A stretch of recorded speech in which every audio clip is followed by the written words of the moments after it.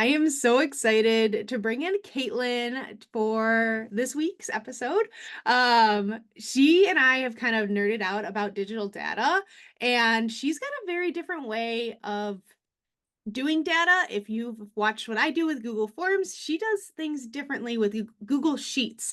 So I'm going to let Caitlin do a little bit of an intro for herself, and then we're going to talk more about digital data because you know it's my love. So go ahead and introduce yourself, Caitlin.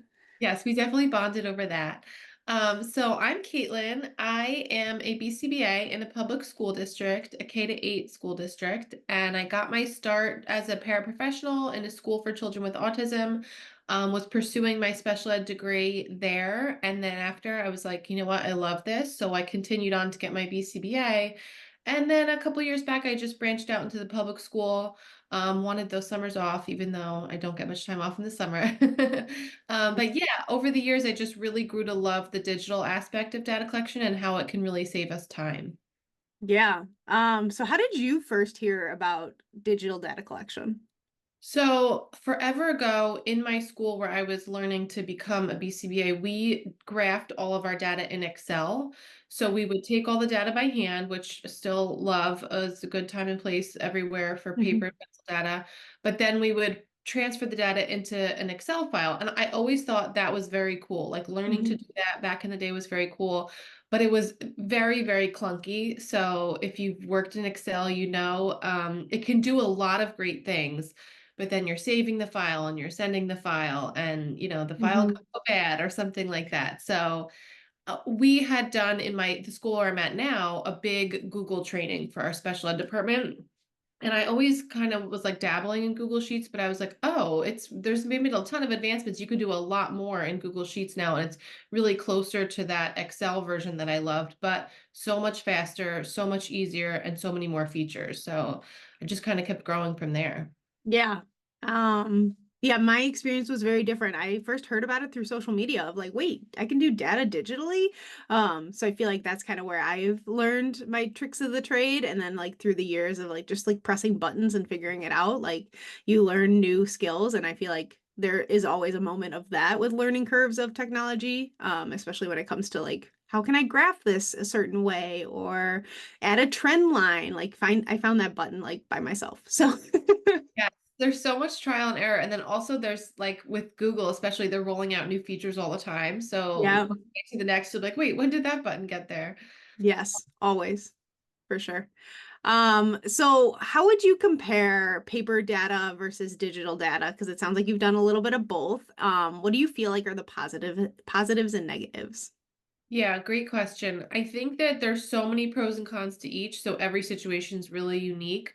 I love the paper and pencil because as much as we can highlight the benefits of technology, you're still having the extra iPad or the laptop Hmm. or opening Hmm. something up. And especially if you're working with the learner, I still really love for skill data, a lot of the times paper and pencil data for that reason. It's just right in front of you. If I still do often a hybrid of like paper and pencil data for the in the moment and then transferring it into the graph, because a paper graph, I think we all can agree we've moved beyond that if we can. Yeah. So for graphing, no doubt about it.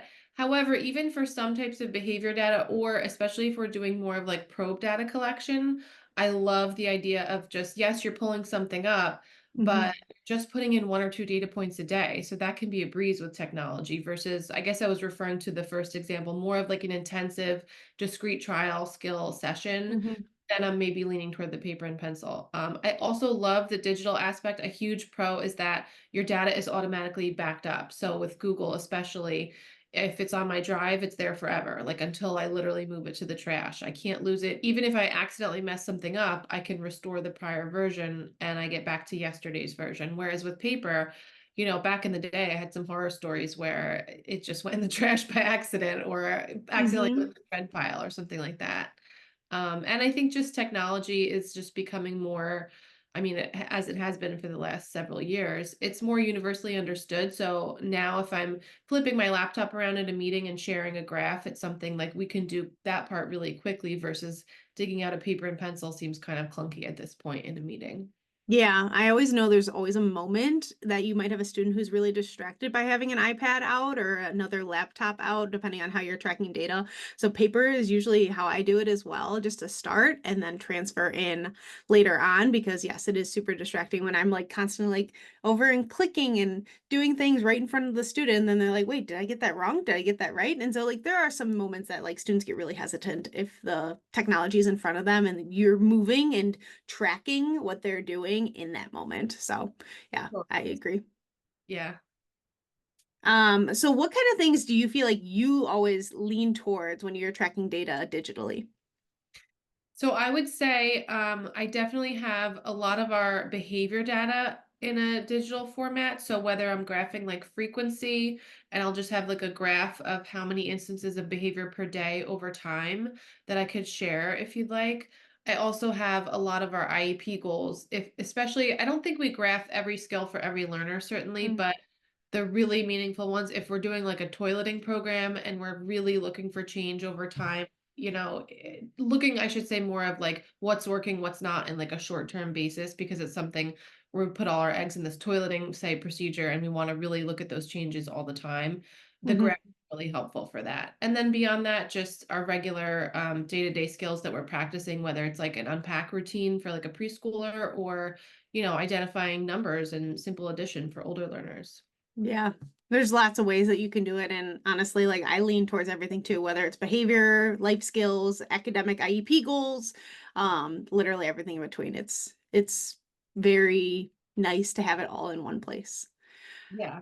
It's a Yeah. little addictive. Like once you start, you can't stop. Yes, yes, definitely. And I know you love Google Sheets. So can you tell us more about why you love that process specifically? Yes. So, can I share my screen? Yeah, of course. Uh, so these are like two different ways where I have opened a Google Sheet that I've stored data on.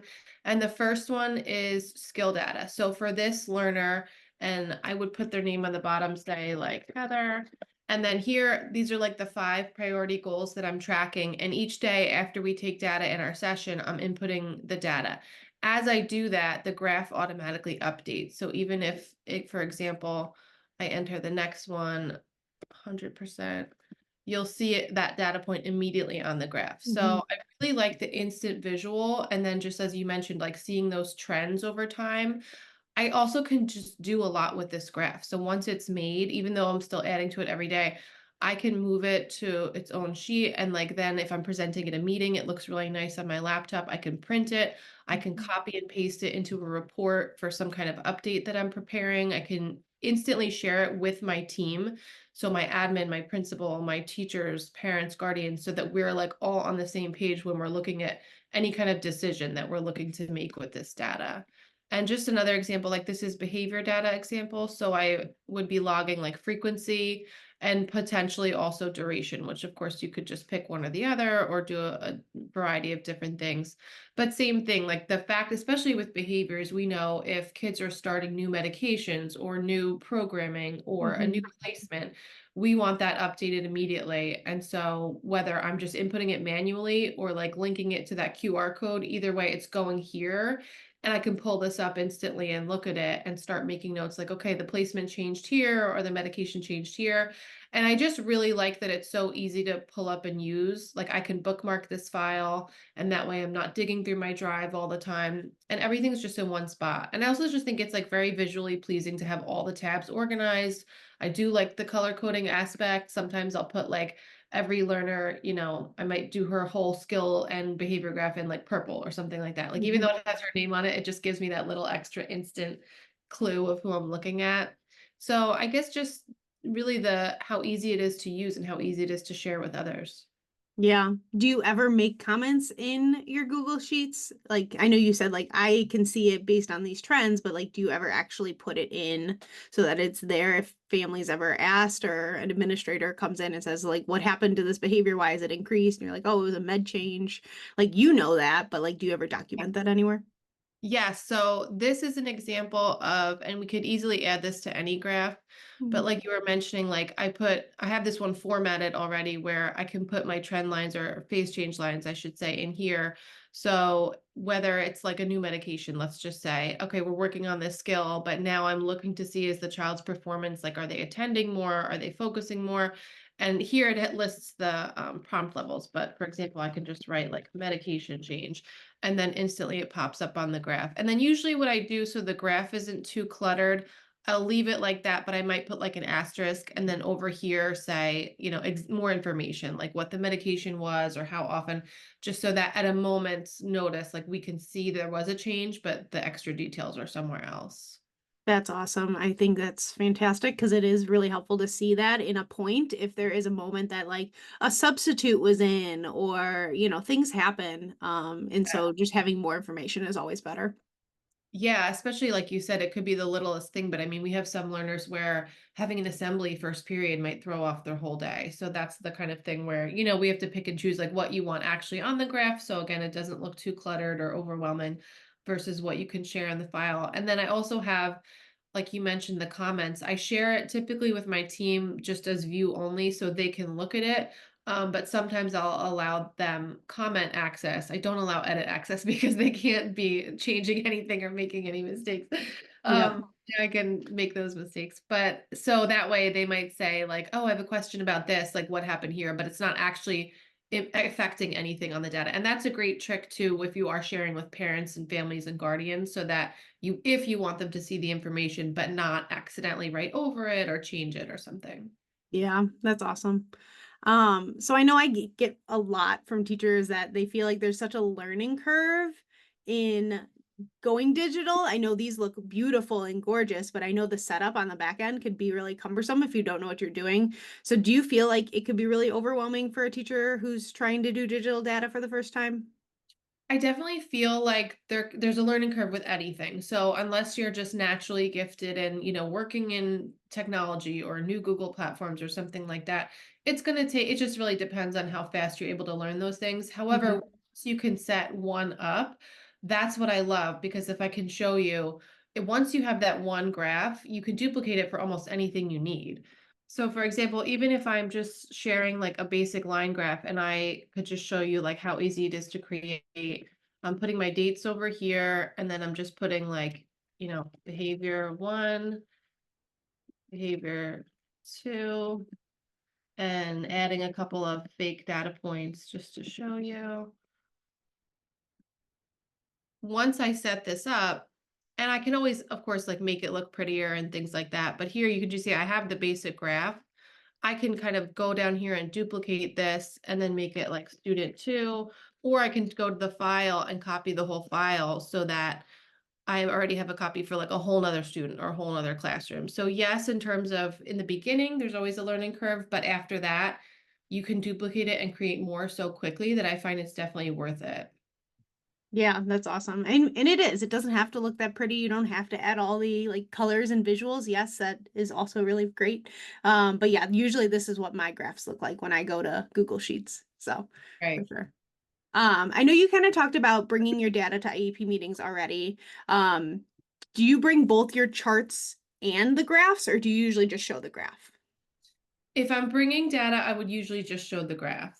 So I definitely feel like when you're sharing any kind of data, especially with families, I never want to like stick it home or in an email. Like I just don't want to share anything like that without context, because Mhm. as much as we're saying it's so easy to understand and easy to view, there's just context to everything. So like we mentioned, the phase change lines. Are they aware that that's what that means, and that could have indicated an off day or something? Mhm. I just find it always goes better, especially if it's like the first couple times you've shared data with conversation behind it. So I would usually just bring maybe the graph on my laptop, but that way, if they're interested and they want to see more and I have more things I'm comfortable sharing in the moment, it's all right there at my fingertips. But I'm Mhm. able to explain not just like how it looks, but also like what happened behind each day so that there's context behind it. Yeah, I think that visual representation is so important, and I feel like it does make it clear to understand what's actually going on over time. Yeah, I think it's been huge with both staff and families in terms of seeing, like, we know progress takes time sometimes, Mhm. as much as we say that, if we're starting a new behavior plan or that toileting procedure I mentioned, um, Mhm.